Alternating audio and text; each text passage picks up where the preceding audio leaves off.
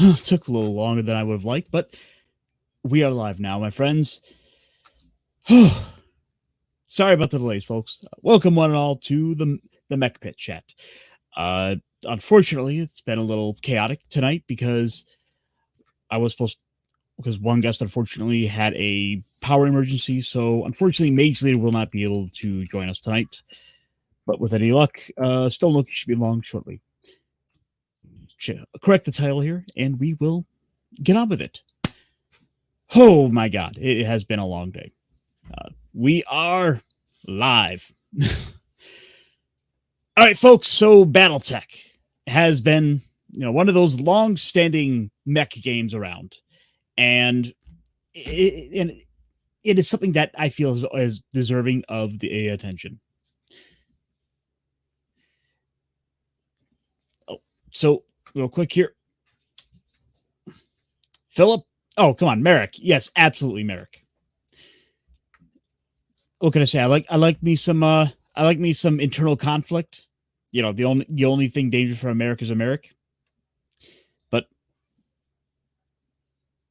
But no matter. Oh. Looks like we got a drop pod coming in.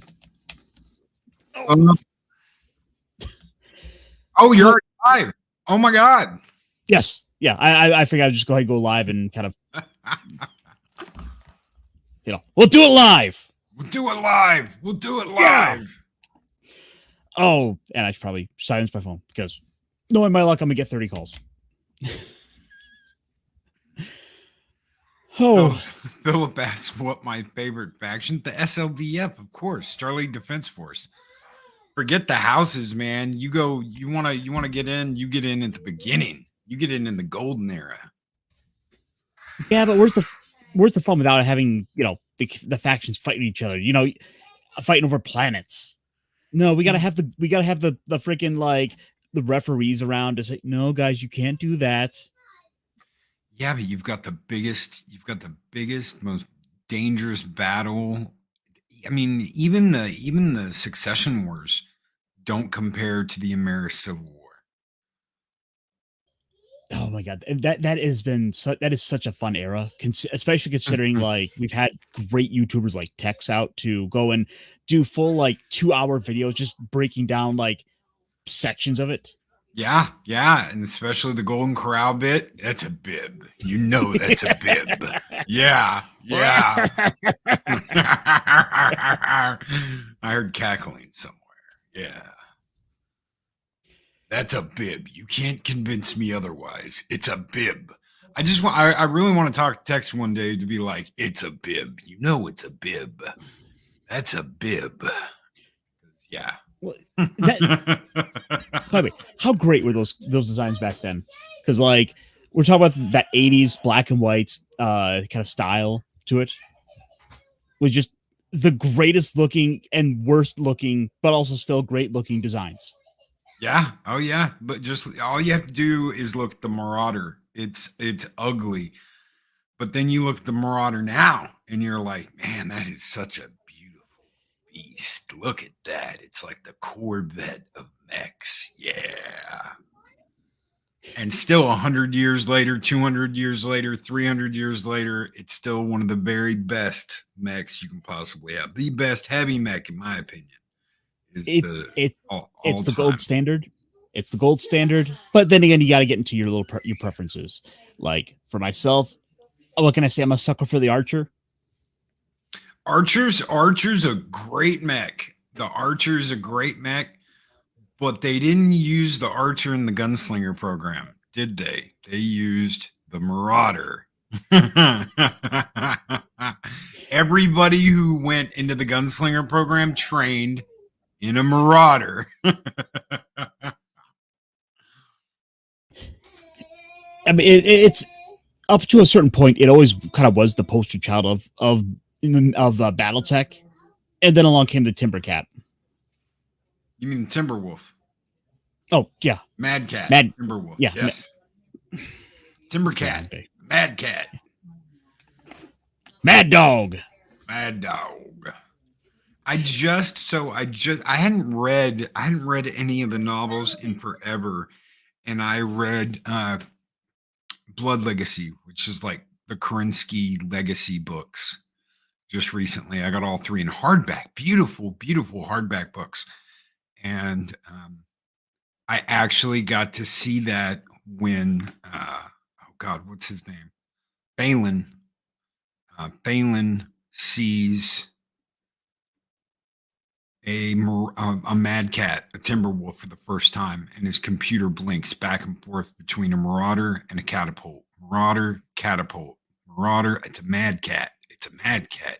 It's a marauder, but it's got the catapult pods on it. What the heck's going on? But it's not a marauder. Once he gets close enough, he realizes that's not a marauder. That is not a catapult either. That is something completely different. And then when Anastasia Fock is providing the evidence of that first encounter, and he has to explain, there's no way we could do this. Yeah, we could put the pods on the marauder, but there's not enough power. We don't have a power source powerful enough to do that, and our heat sinks won't even Starleague Defense Force technology couldn't make this mech. Which I was kind of I don't necessarily know how I feel about like where they started to like after the clans invaded, and then they started to go and pull out of the mothballed collections, like, oh, these mechs that happen to be just as powerful as like the super advanced ones that like the clans went off and made. They weren't. What? Okay, so that was what I always understood it. This is what happened. So when Kerensky left, when they did the Exodus, he left mechs on Earth that were basically put away in storage that were never used. These were Starleague Defense Force mechs that were left on Earth.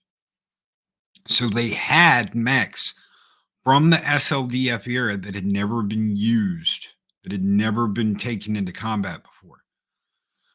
Now the clans had better mechs. The problem is that for all four succession wars, they had lost technology. So technology went backwards.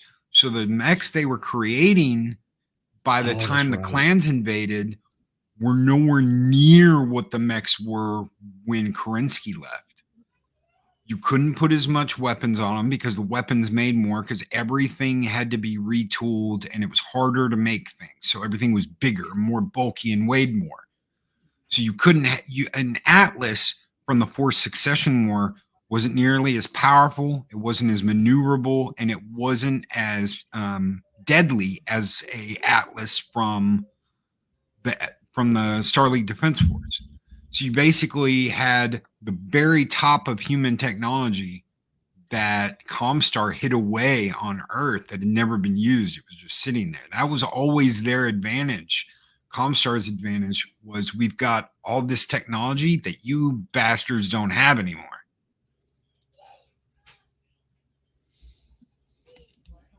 Kerensky said no. No. Yes.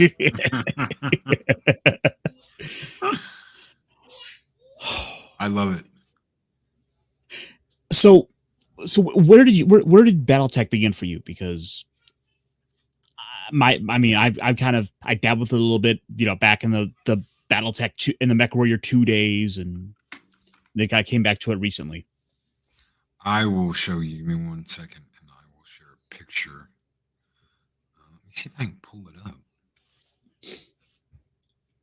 I had never heard of Mech Warrior. Oh, come on. Give me that.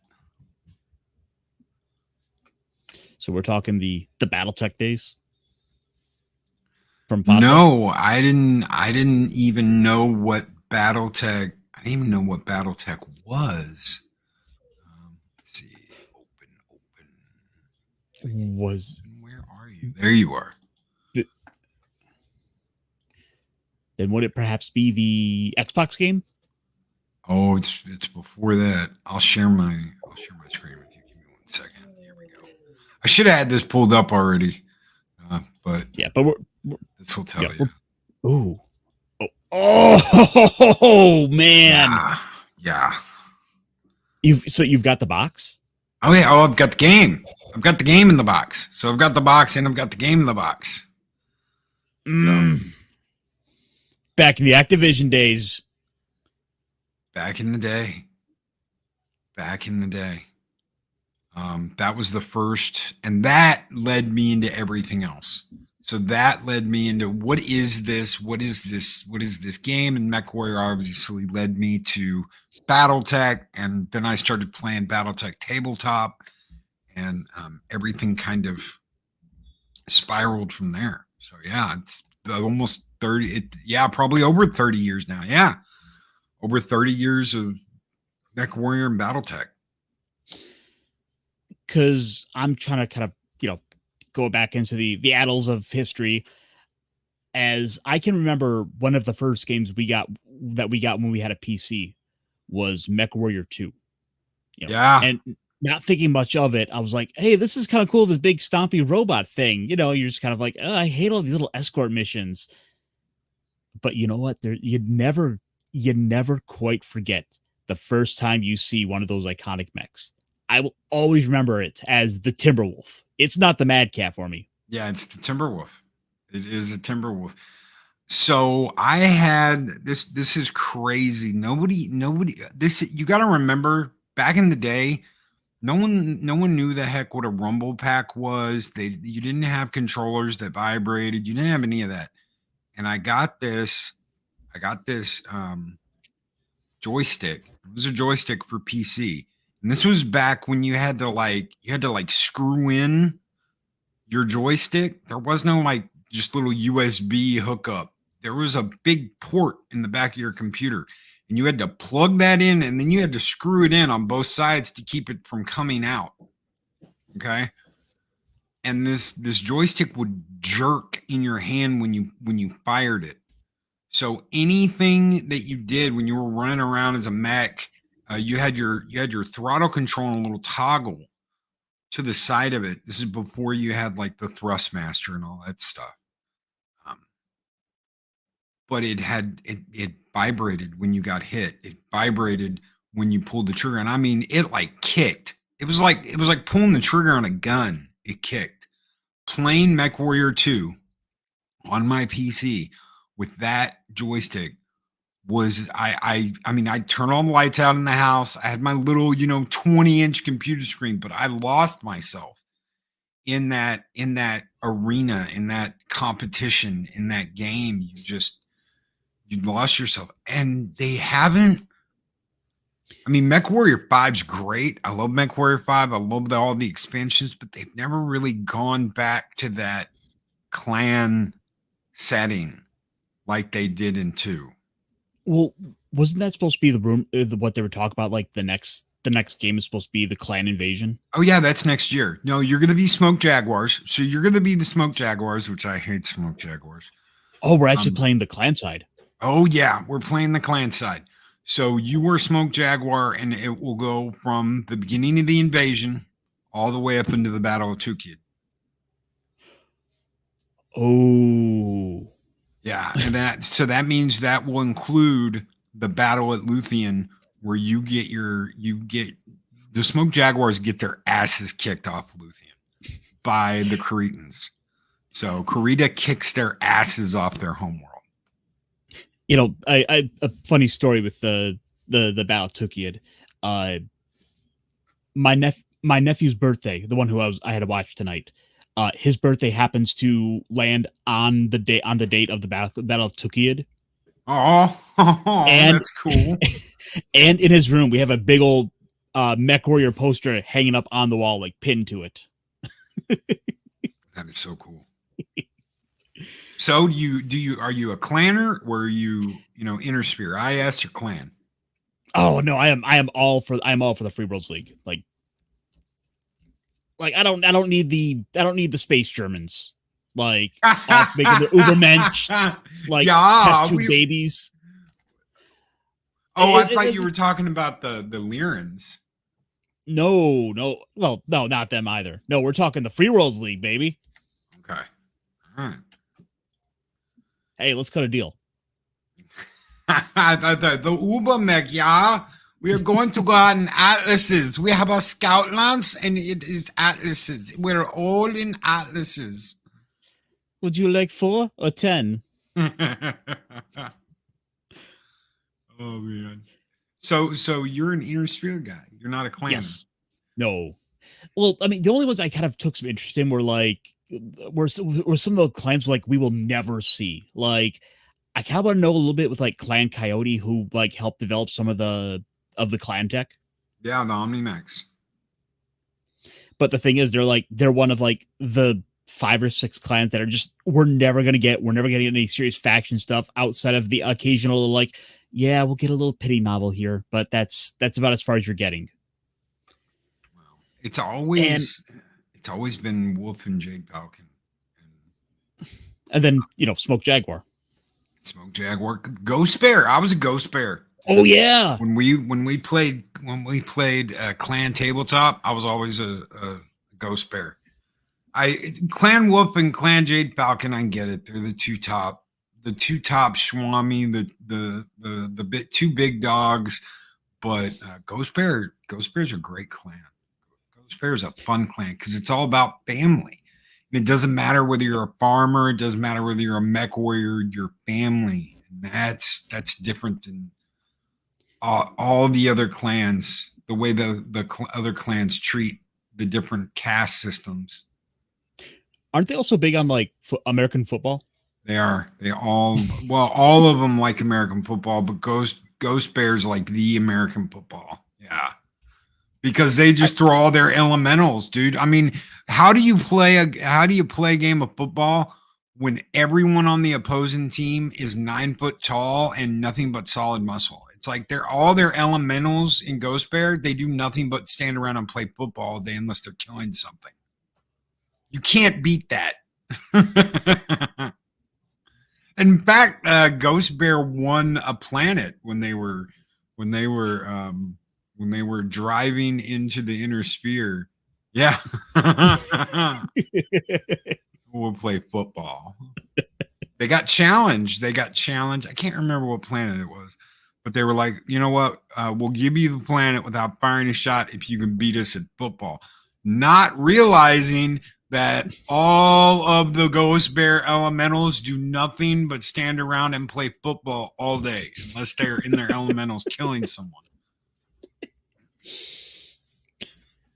I love it. Just no, we're gonna totally throw them off their game. They won't expect us to pick a recreational sport. Oh wait, what's this?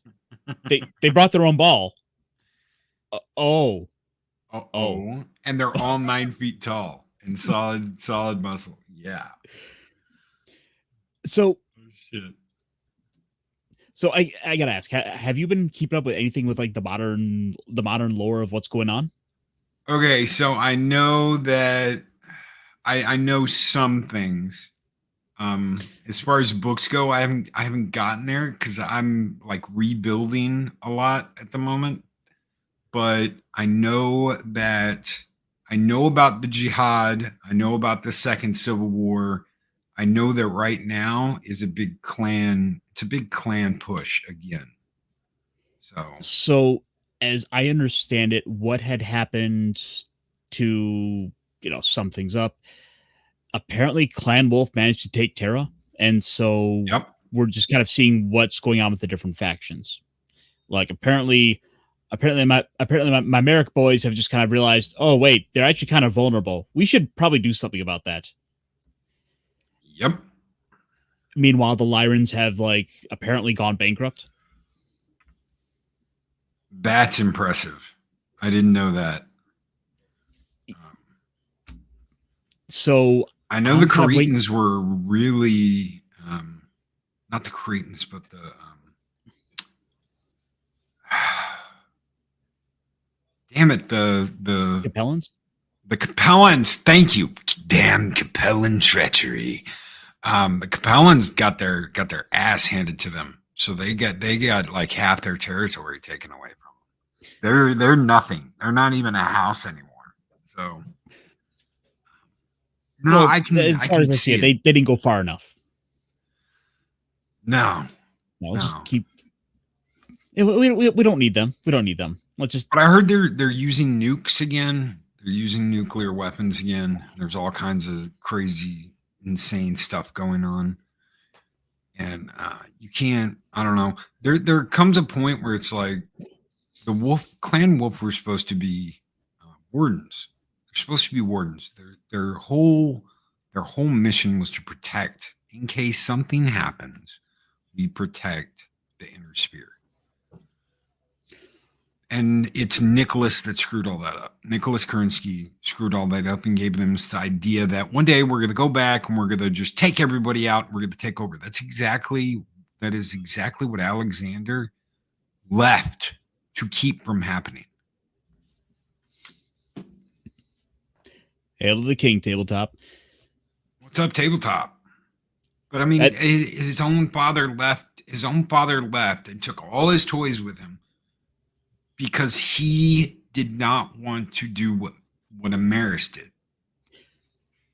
So Nicholas turning around saying one day we're going to go back and we're going to take everything over is exactly what he didn't want to happen.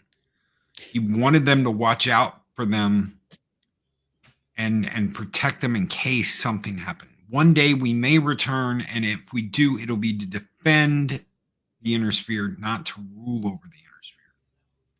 The arrogant little shits didn't listen. Yep, and that's exactly where the clans went wrong. If they were content just to kind of go out there and like just rebuild their own little empire and tell the inner sphere, you guys fuck off. We're just not going to deal with any of that nonsense of you guys. They would have been perfectly fine. They could have had their little Kerensky cluster. They could have gone and just kind of rebuilt everything and show them all how it's done out here in the clan space. In their arrogance. Okay, so because of Nicholas, the way he structured everything, and the Wolverines figured this out. The Wolverines, the clan that shall not be named, the unnameable clan, figured this out. Kerensky set them up with all these rules. Well, guess what? There's no rules in war. And they do all this rules, and we're going to bid our forces away, and they do all this junk. And this is what I just read, and this is what is insane. Imagine going into combat and going, you know what? We're not going to take our best weapons, and we're not going to take our best warriors. And you know what? We're not even going to use our spaceships for space superiority. We're not going to use our fighters for air superiority. We're going to drop mediocre soldiers down with good equipment. It's good equipment, but it's not our best equipment because we're trying to show the other clans that we've got bigger balls than they do. And that's all it's about. It's a dick measuring contest. Pardon my language. But that's all it is between the clans. If they had spearheaded a real invasion and been like, no, we're going to drop that first world they take, not the asteroid where they fight Phelan Kell for the first time, because they get him and they eventually turn him and he becomes the head of Clan Wolf in Exile. If they had dropped on the first big planet with everything they had and completely wiped the floor, and I mean just drove from there as hard as they could to Earth, nothing could have stopped them. Not Comstar, not the houses, nothing. They didn't do that. They played these little games, play stupid games, win stupid prizes. That's what they did. And because they did that and they did stupid shit, they lost. And that's the hilarious part about it, because it wound up becoming a pissing match between the various clans. You're good. You know what? I'm gonna be better than you, Loki. I'm gonna do this with like 20 mechs. Yeah. And I'm gonna take Terra. 20. I'm gonna do it with 10. And then I say I'm gonna do it with 10, and Ironcaster says I'm gonna do it with 5. And I said, well, that's too crazy for me. Go ahead and try and see if you can get anywhere with 5 mechs. And that's exactly what they did. That's exactly what they did. And then when their Ilkhan, their leader of leaders, the Khan of Khans, gets killed because a crazy ass pilot who used to bang Failing Hell kamikazes their flagship and their con gets killed, their Ilkon gets killed. They go all the way back home. They don't continue the war. They go all the way back home and have a meet and greet to decide who their next leader is going to be. And that takes a year. And even with that, they agreed to a 20-year ceasefire on top of that. Or was it 25? That was if they lost the Battle of Tukid. Oh, right. And which either way, it's still about the Innisphere time to like get their act together. Yeah. And if they hadn't have been dumb again, they would have won. How do you know that? How do you know that, Loki? Because the Ilkon, the head of Clan Wolf, all his soldiers completed their objectives. The other leaders of the clan didn't listen to him when he said guard your flanks and protect your supply chain. They didn't listen to him. Smoke Jaguar,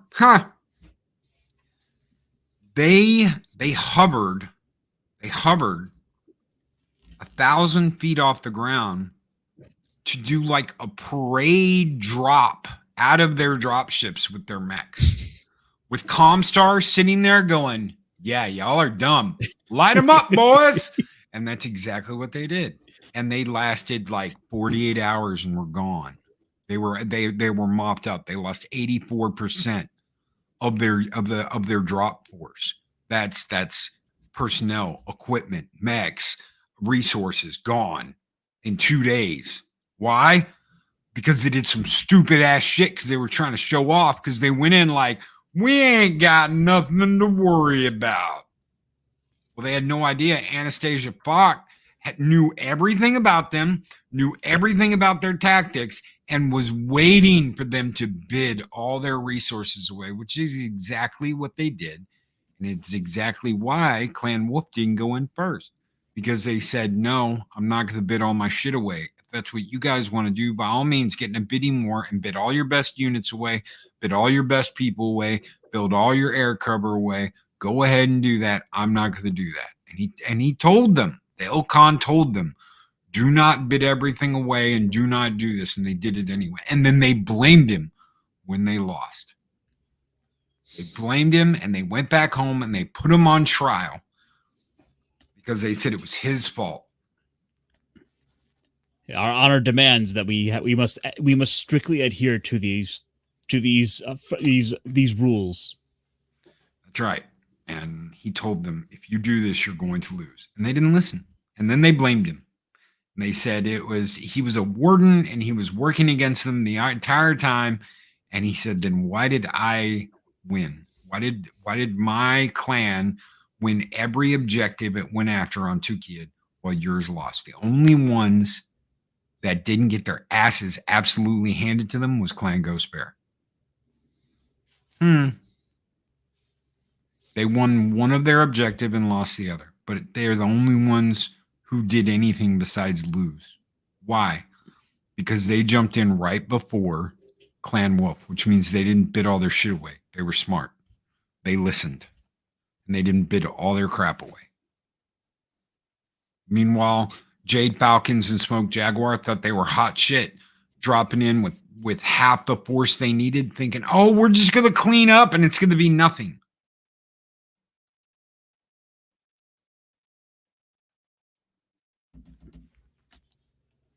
And yet that none of that seems to matter anymore, because as the time, what's interesting is the timeline has kind of gone where they're slowly going forward, and I think that's the big thing people do want to see with the setting. Yeah, keep going.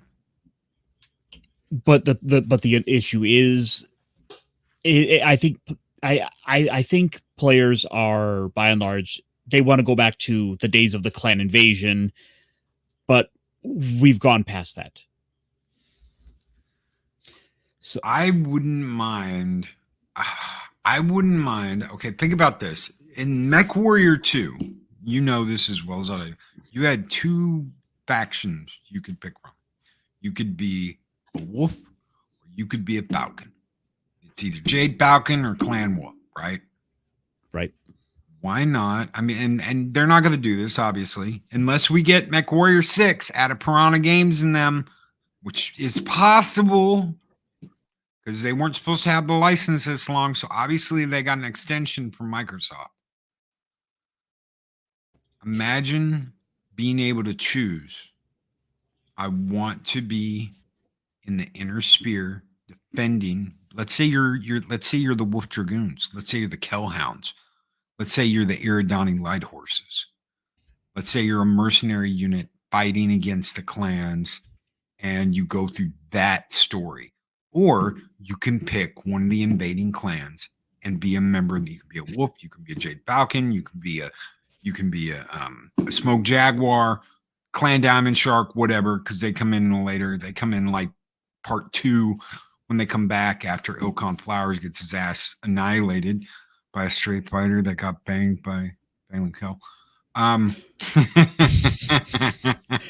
Well, I mean, it's actually funny you mention that, because one of the things Catalyst has been putting out are a series of like campaign books that will let you go and play out those events. Like, I believe the recent Ilkon novel, or not novel, the adventure campaign book has the series of battles of when the clans took over Terra, just like they also put one out for the Battle of Sukiad. Yep. You can get all those now.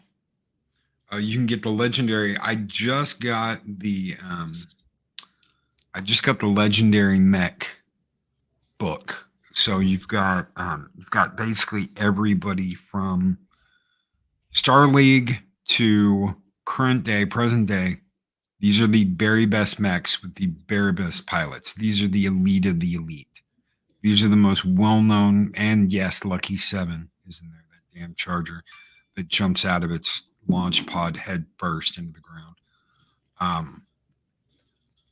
They're all there, and they've all got a backstory, and they've all got detailed exposition on their pilots, what battles they fought in, everything. So there's all kinds of stuff where if you want to start from the beginning, you can do campaigns from the beginning, from the SLDF era to the Civil War to the Succession Wars, all 4 of them, to the clan invasion, to the jihad. Whatever you want to do, you can do it now.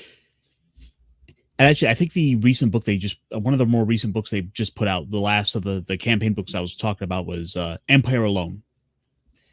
Let's see. From the new Ilkon on Terra comes word to the Wolf Empire of their clan's victory. With no further communications from the Alaric Award, Star Colonel Othar takes the reins of the Empire, attempting to weather the assaults of his neighbors and ensure the Ilkon's realm remains involatile. So now you have a damaged clan wolf ruling over Terra, and everyone knows they're wounded. Yeah, sounds like a barbecue. What's going to happen to the little doggy?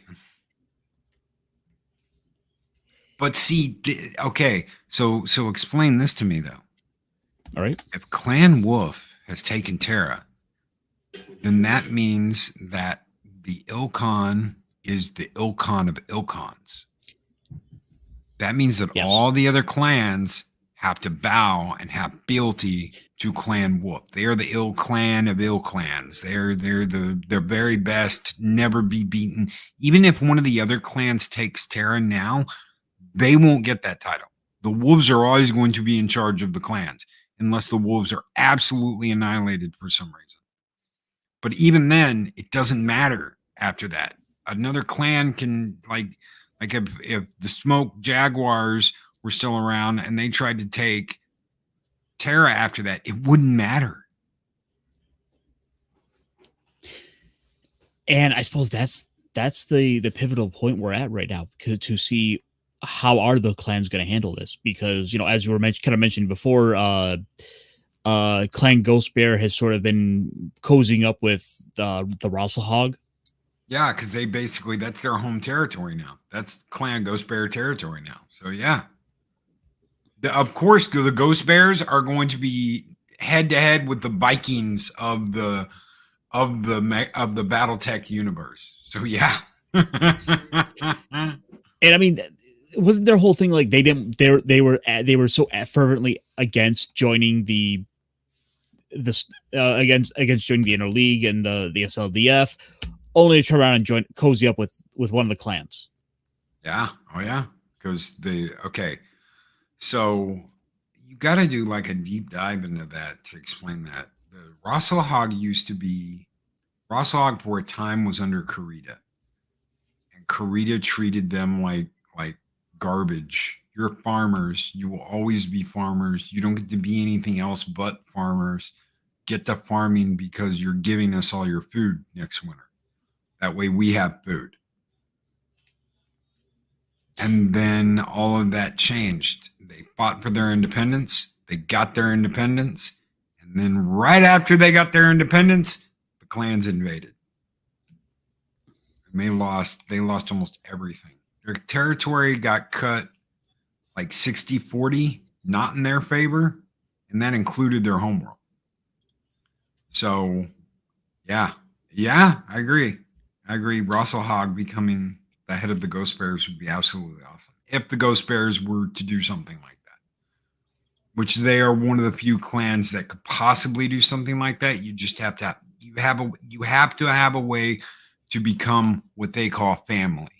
Because once you're family, it doesn't matter what you are. Well, really, I think we know what they got to do. They got to play some football. Got to play some football. Yeah. Yeah, they just got to prove themselves. Got to, they got to go up against a bunch of Ghost Bear linebackers. But I thought it'd be fun just to pull up here. Let me actually get my set up. Let's go back to the past for here a moment. Let's go pull up one of the original intros. Back in the day. Yeah, guys get to take a hit. Oh yeah. This is Alpha Assault. I'm on my way, bearing 025. ETA 34 seconds. Look at that square shape. I love it. Bandits all over me. Get down here. Timberwolf, Mad Cat, whatever you want to call it. Evacuators out. Targeting systems damaged. I'm in bad shape. Ow. I need two of them. Be on the rise. Targeting. It's got a lock on Oh me. no, I was expecting to stomp in there. Targeting.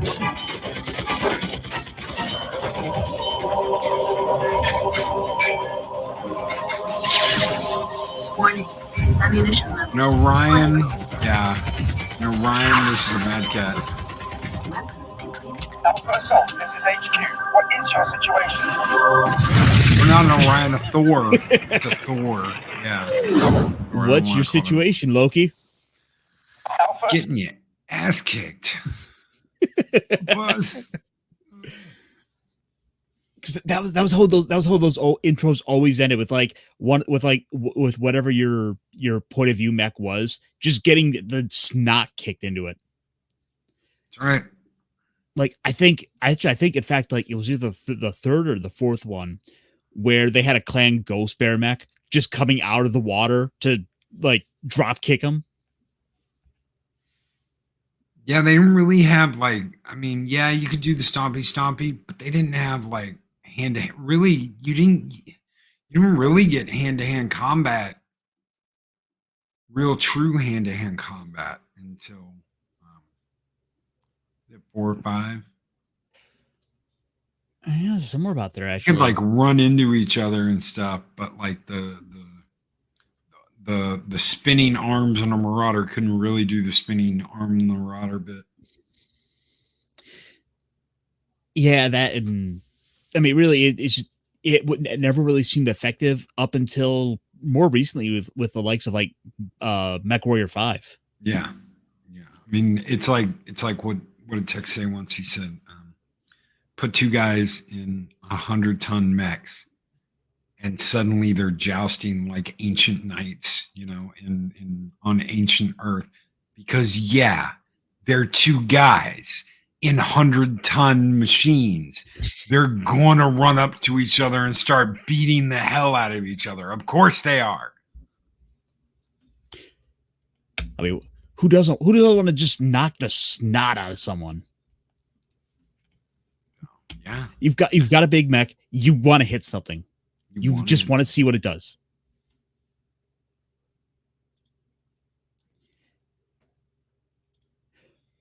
I spent a ton of money for a Thrustmaster flight stick and a yoke for MechWarrior 2. And then they changed the USB ports for games.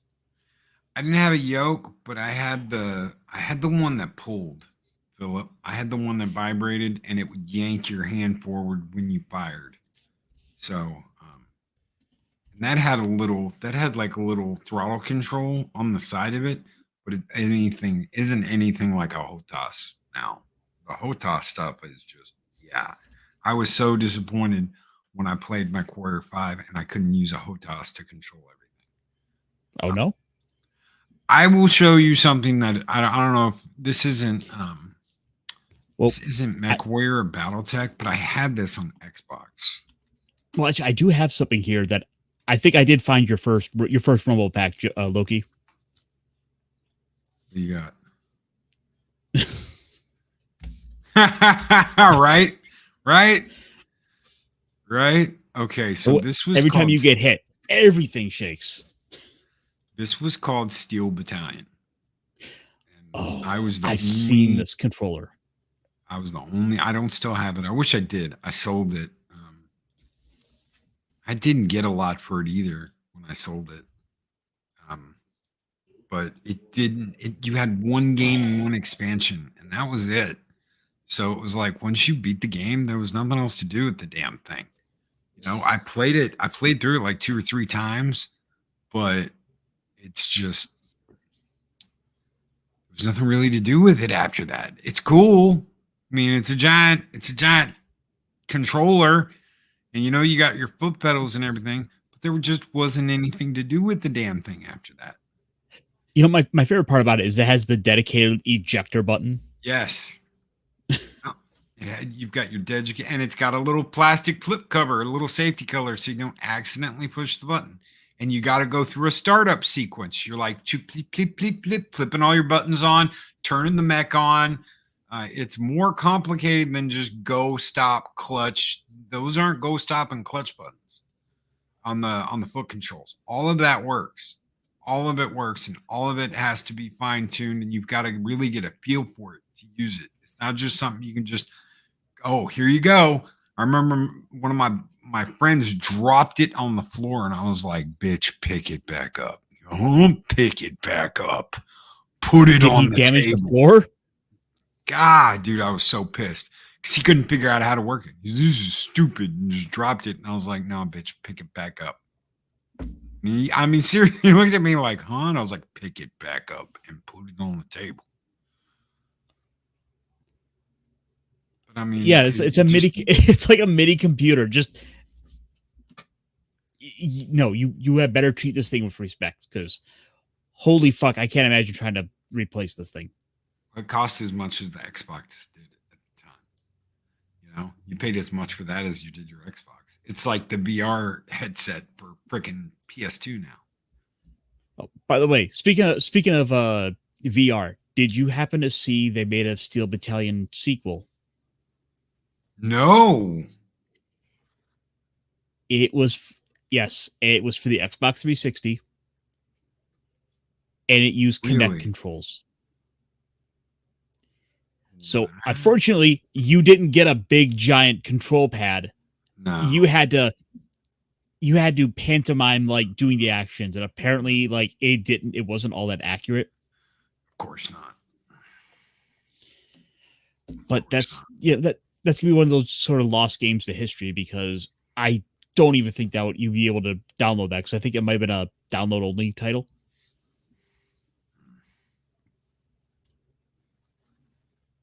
Hey, Jace.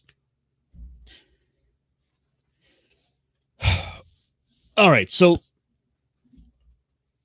So, what's your experience then with the tabletop side of things? Were you a mini guy? Yeah, I was a mini guy, but I couldn't paint for shit. So I had friends that helped me paint and helped to do the game setup. They always wanted me to do the DMing because I could set it up. I loved setting it up. I loved doing the GM work, the DM work, whatever you want to call it. We called it DMing back in the day. So you were dungeon mastering. So that's what we called it. Now DMing is a whole different thing. I think I have a mech right here on the shelf. Let me. One of my little guys I was painting up the other day. Nice. Fairly muted for the colors, but Heck yeah. And they've got all kinds of stuff coming out still. They've got packages that have come out on Kickstarter. They've got all kinds of stuff. When you start seeing the Mech Warrior or the Battletech starter sets in Walmart, you're like, wow, I never thought I'd see the day. Yeah, it's surprising to like walk into like Barnes and Noble and see Barnes and Noble exclusive packs, or you go into Target and again they've got the Target pack. You're like, I got that here, huh? But apparently, those are the exclusives there because they paid to have those made. So yeah, you wouldn't have like the Rouse Hog horses pack. I think was one of them. Oh, that's cool. And apparently, from what I was hearing, like Catalyst is kind of getting the picture that people really want, like force packs. Like people want a like Jade Falcon pack. They want a Lyran Commonwealth pack. Of course they do. Of course they do. And there's not just that. There's cities.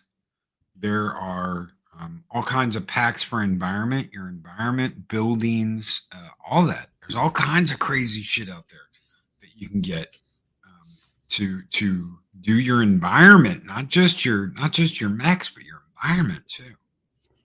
Of course, I think oddly enough, the most. Do you know what the most demanded product was? It's a mech. It's the most unexpected mech. Oh God. The Charger? Yeah, you're going to want to throw it in the trash. That bad. It is an entire company of urban mechs. Urbies. Yeah, but yeah, I can see that though. Cause I mean, if you're doing a drop in a civilian like city, that's your police force right there. That's going to be your urban defense force is your Urbies. That's what they're there for. They're there for urban defense.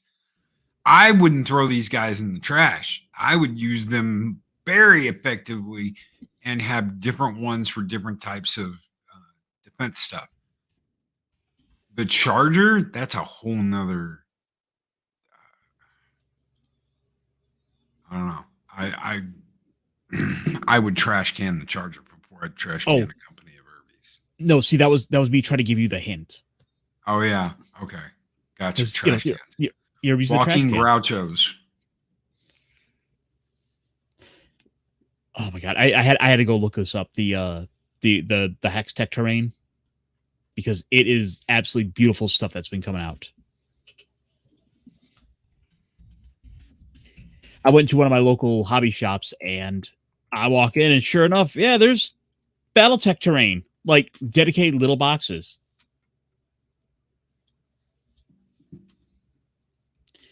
Why can't I find this? This is a little annoying, but yeah, I'll have to send you some pictures. There is little dedicated terrain boxes you can go out and get that they happen to fit right in the little hexes, so it's perfectly designed, intended for Battletech. So do you paint or do you just leave them stock gray? I've been dabbling a little bit. Let me break the facade for a moment so I can grab my. Oh no!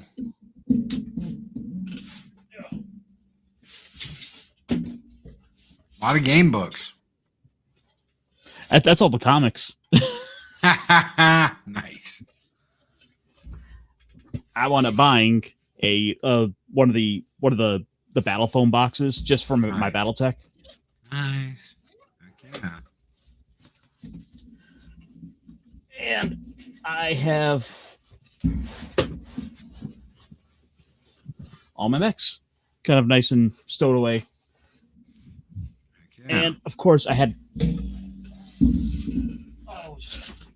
we are professionals here, folks. Gotta go get my archer. There's your archer. Yeah. No, yeah. As soon as I saw the bay doors on the missile racks, I was like, oh, that's an archer. Nice. It looks sweet, dude. It looks sweet. I like the paint. Paint job's good. No, I had to give it that. I had to give it that. I had to give it a little bit of that merit color, so it's got the purple with the blue and red to it. Nice. But yeah, no, I'm pretty proud of how that one turned out. That's kind of my that's my little baby. That's the one I plan to drop. I spent the money. I haven't gotten the time to sit and play. So that's the one of the things I want to change for myself. Dude, we've almost got our game room set up. I'd take you in there, but there's no way I can't carry the damn camera in there. And it's on the other side of the house, but we got our game room set up. There's a table in there. I've got 2 arcade machines in there. The stuff's not up on the walls yet. The swords aren't up on the walls yet. Yes, there are swords. It's a game room. Come on. I've got a big Lord of the Rings map that used to hang in my office. That's going to hang on the wall in there. And Eris surprised the crap out of me. So it's hardwood floor in the game room.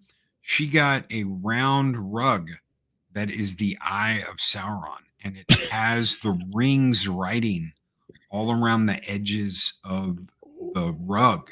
So it's a giant round rug with Sauron's eye with like lightning and fire crackling out of the eye. And it's got the one rings writing all the way around the black speech, whatever you want to call it, all the way around the rug. It's legit. It's absolutely awesome. But we haven't had time to go in there and do anything yet. Still dealing with the move. Still, yeah, everything. Well, Christmas and every time we turn around, it's like, okay, we got to do this. We're gonna get that finished because I've got about 600 comics I need to bag and board. So keep an eye out for that because I know me and Pops are gonna do that at least a couple of times next year.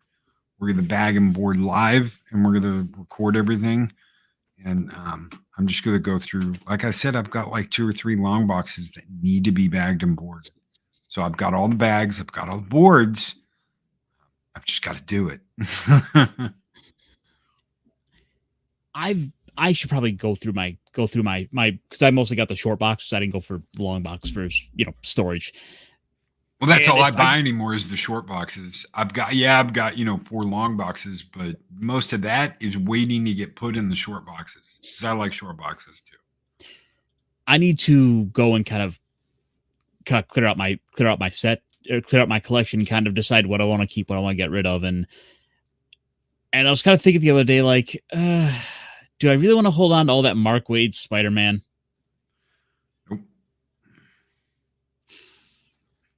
It's like I got a couple of those really nice covers. Like I think like 504, 505. The one where it's like Black Cat. She's got the pearl necklace, biting into it, wearing like just the big T-shirt.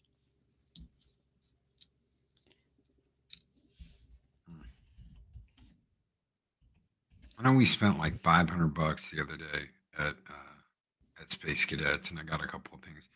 I was not that happy with. So I got Old Man Logan.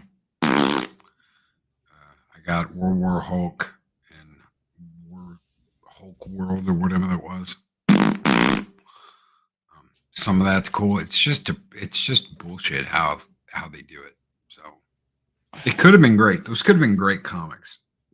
And instead they really screwed the pooch and made it's perfectly dystopian and depressing. No, we've got we've got to make the Hulk blame everyone because like the rocket ship blew up and it's everyone's fault. Like it wasn't a freak accident that this happened. And then shit they do in Old Man Logan, dude. Oh, let's give Peter Parker a pissed off angry daughter. And let's make it where Hulk. I can't say it. No. Hulk did the horizontal bop forcefully with She-Hulk, his own cousin, because she's the only one who could take the big green meanie. I was like, that is so screwed up and messed up. She's the only one who could take it. I'm like, wow. We gotten into comic book talk. Yeah. I was trying to think, like, was that Mark Millar that wrote that series? I think so. Yeah. It's like, and it's like, I think the things I liked it at the time, but as time has gone on, I've come to like it less and less. Oh yeah.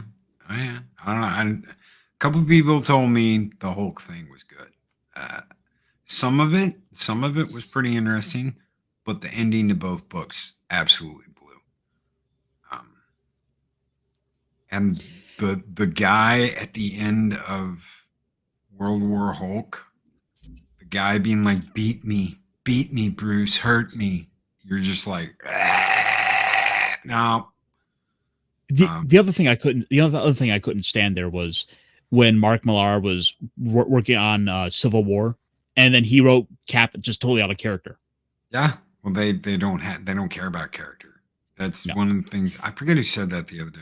Someone said that. I was just. I think it may have been Ethan. I don't know if it was Ethan or not, or somebody. Somebody was like, you can't take Cap and just be like, oh my God, I'm gonna write him as a self-insert, or I'm gonna write him like I'm him, or like I want to know. He has to be Cap. He has to be Steve Rogers. You have to take. He's got his own voice. Yeah, he's him. You can't write him like you would if you were playing him. You would act.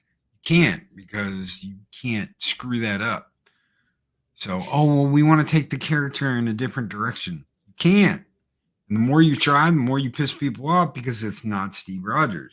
It's just that and simple. I think the issue there was because he was just coming off of doing like Ultimate Avengers, that he had that very much that you think my forehead stands for France sort of mentality to the character that he was coming into, right? The main Cap. Yeah. All for the sake of conflict, because we're going to sell like 1 billion comics because of this event. And it worked. Yeah. But,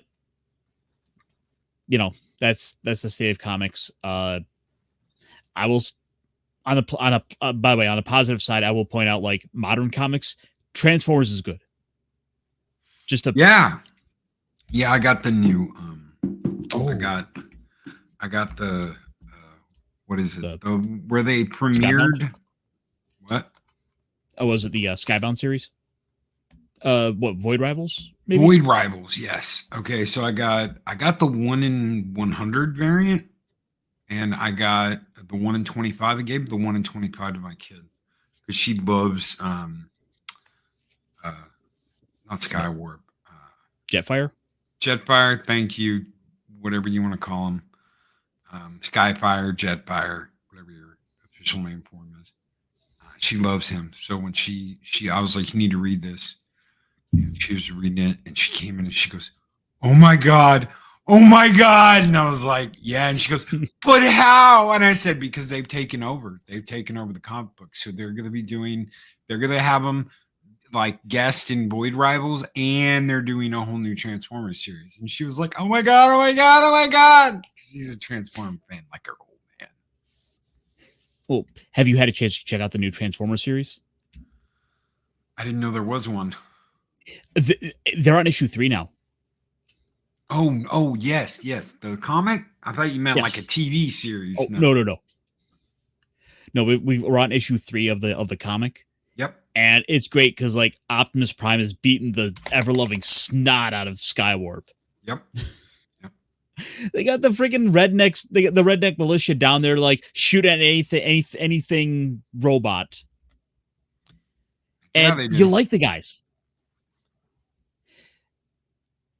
but that I'm sorry. That's getting back into the comic things. Of course, then again, we also had Robotech, which had the designs that Battletech had, which became like the forbidden designs that they couldn't use anymore for a time.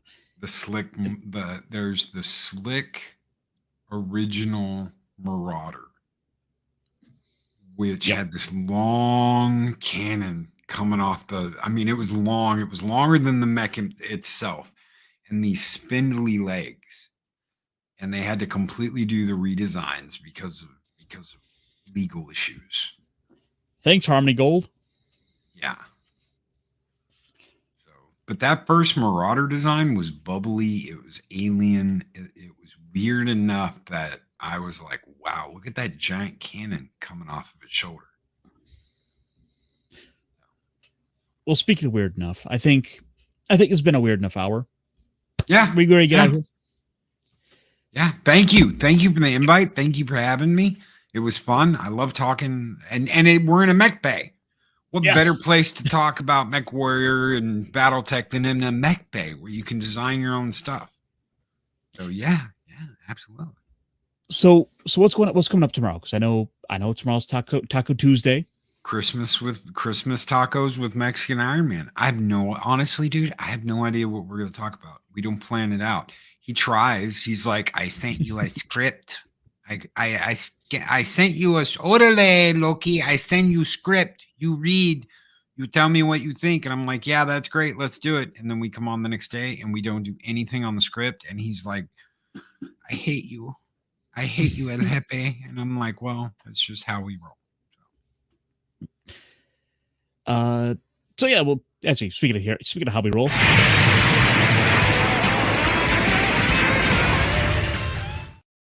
I love it. Check out Gal Gaigar. That show is so good. But and then tomorrow night, of course, we'll be tomorrow night we'll be back with Talk Hard. Yeah, Talk Hard. I have no idea what we're doing on Talk Hard. What are we watching? No, Die Hard. Die Hard. Oh, with Mexican Iron Man. Yes. Holy crap. Mike's a busy guy. He's got his hands in so many pies. And by the way, I'll give a full confession here. This was actually my first time watching the movie all the way through.